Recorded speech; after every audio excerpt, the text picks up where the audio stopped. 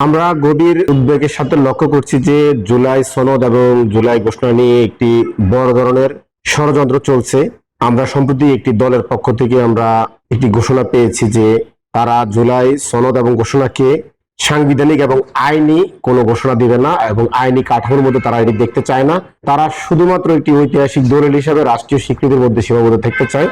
জাতীয়তাবাদী দল বিএনপি দাবি করেছে। আমরা এর তীব্র নিন্দা এবং প্রতিবাদ জানাই। আমরা মনে করি জুলাই সনদ এবং ঘোষণা এটি ঐতিহাসিক কোনো শুধুমাত্র একটি দলিল নয়, এটি রাষ্ট্রীয় স্বীকৃতি নয়।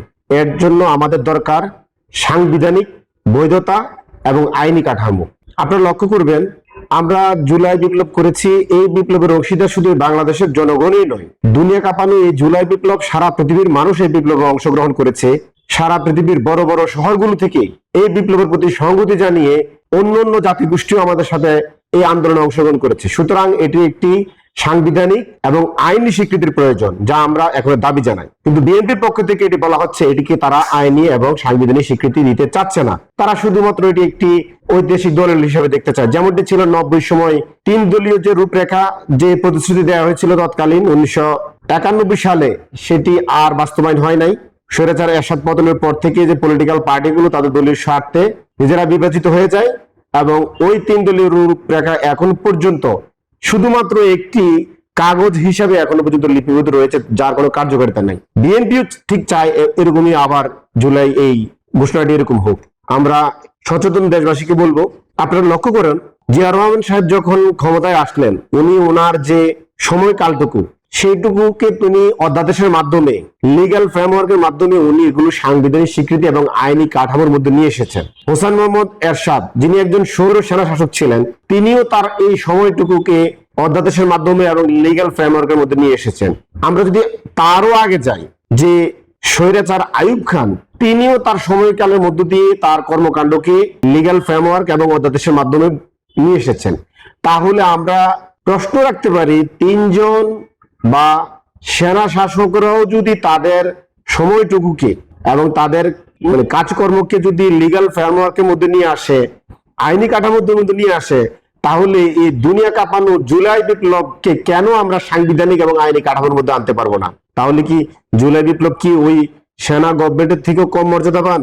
আমাদের এই যে 2000 ছাত্র জনতা জীবন দিল এবং কোটি কোটি মানুষ যে বিপ্লবে অংশগ্রহণ করলো, সেটা কি তাদের থেকেও ছোট? আমরা কি একটি বিশাল বড় আধিপত্যবাদী শক্তির বিরুদ্ধে লড়াই করে এই লড়াই জিতি নাই? আমরা কি শুধু রাষ্ট্রের শুধু একটি ফ্যাসিস্ট সরকারের বিরুদ্ধে কি লড়াই করেছি? আমরা তো একটি আধিপত্যবাদী প্রতিবেশী রাষ্ট্রের বিরুদ্ধে লড়াই করে জিতেছি। আমাদের এই লড়াই তো সারা পৃথিবীর মানুষকে জানিয়ে হয়েছে, সারা পৃথিবীর মানুষ এই লড়াই অংশগ্রহণ করেছে।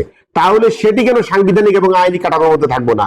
আমরা মনে করি বিএনপি যে প্রস্তাব করেছে এটি সুস্পষ্ট একটি জুলাই বিপ্লবের সাথে প্রতারণা এবং জুলাই শহীদের রক্তের সাথে অবমাননা কর। আমরা এটিকে ধিক্কার জানাই। আর ঐক্যমত কমিশন যে জুলাই ঘোষণা এবং স্বীকৃতির ব্যাপারে যে কথা বলেছে, যে নির্বাচিত সরকার এসে 2 বছরের মধ্যে এটিকে কার্যকর করবে, আমরা এর সাথে সম্পূর্ণ দ্বিমত পোষণ করি। আমরা মনে করি জাতীয় নির্বাচন সংগঠিত হওয়ার আগেই আমাদের এই জুলাই ঘোষণা এবং জুলাই সনদকে সাংবিধানিক কাঠামো এবং আইনি ভিত্তি দিতে হবে এবং নির্বাচনের আগেই করতে হবে। দরকার প্রয়োজনে তার জন্য একটি লিগ্যাল ফ্রেমওয়ার্ক করে ফেলা উচিত, অধ্যাদেশ করে ফেলা উচিত, অথবা একটি গণভোট দেওয়া উচিত শুধুমাত্র এই জুলাই সনদ এবং জুলাই ঘোষণার ব্যাপারে। তারপরে আমাদের নির্বাচনে যাওয়া উচিত। আমরা নির্বাচিত সরকারকে বিশ্বাস করি না, কারণ আমরা দেখেছি 1990 সালে কিভাবে স্বৈরাচার এরশাদের পতনের পর থেকে 3 দলীয় যে রূপরেখা ছিল সেগুলোকে থোড়াই কেয়ার করা হয়েছে এবং এগুলোকে কখনো গ্রাহ্য করা হয় নাই, বাস্তবায়ন করা হয় নাই। জনগণের সাথে তখন প্রতারণা করা হয়েছে। বরাবরের মতো আমরা বলবো, আমরা কখনোই অন্য কাউকে আমাদের এই ভাগ্য নিয়ন্ত্রণ কর্তা হতে দিব না। আমরা বিশ্বাস করি জুলাই বিপ্লব আমরা করেছি, আমরা জুলাই বিপ্লবকে বৈধতা দিব। বৈধতা দেওয়ার পরে, রাষ্ট্রীয় স্বীকৃতি দেওয়ার পরে, মর্যাদা দেওয়ার পরে, তারপরে আমরাই রাজনীতিতে অংশগ্রহণ করে আমরাই নির্বাচনের মাধ্যমে দেশ পরিচালনা করব এবং সকল দল সেখানে অংশগ্রহণ করবে, সবার জন্য সমান সুযোগ থাকবে। তাছাড়া আমরা মনে করি আমরা এই জুলাই সনদ এবং স্বীকৃতি কারোর জন্য অপেক্ষা করা, 2 বছর পরে এটাকে আইনি কাঠামোতে নিয়ে আসা, এই ধরনের ধাপ্পাবাজিতে আমরা অংশগ্রহণ করতে চাই না।